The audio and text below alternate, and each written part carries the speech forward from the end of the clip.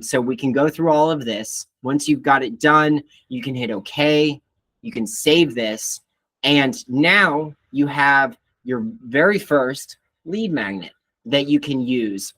So I'm going to go ahead and jump over, and we're just going to keep moving along within the process. But that is how we build a lead magnet. So let's do a little recap of what we've talked through today. First, we dove into systems, the fact that these are repeatable processes that exist in your life as well as your business.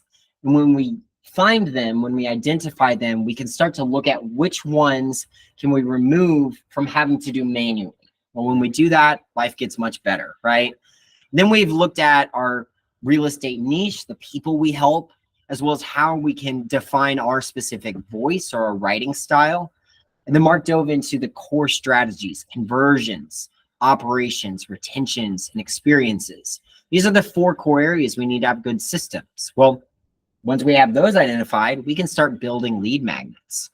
And so, like I said, your final action for today is going to be going in with that resource that we just built, clean it up, make sure it sounds like you and is valuable to a person.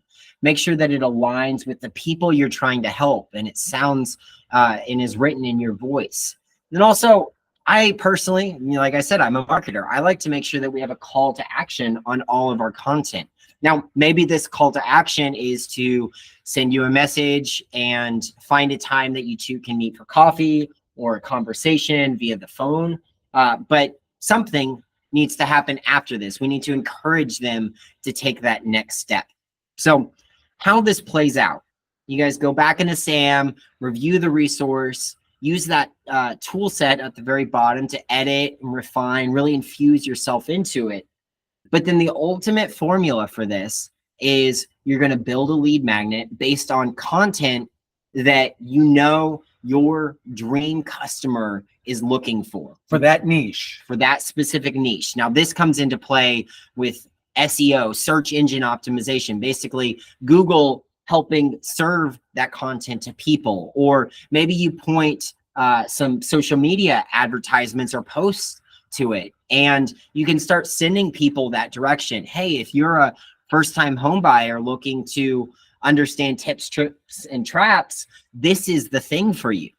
Well, after that, you post it onto your website. That's where you're sending them. You trade their details for that resource, and then you send it to them. And because it's a very pointed, very niche-driven content piece, they are more likely to give you that email, that name and email because of it.